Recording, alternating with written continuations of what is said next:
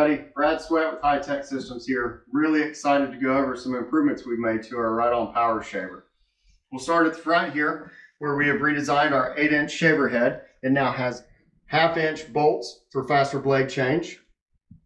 We have also gone to a steel non-marring scissor lift wheel. As you can see on the front of the machine, we have added headlights for those low visibility situations. It also has adjustable handlebars on it to accommodate for any rider's preferences. Another nice feature is we have a very manageable and controlled twist throttle handle that can control our forward and our reverse speed. On the back, as you can see, when we power the machine on, we have a safety beacon for better visibility.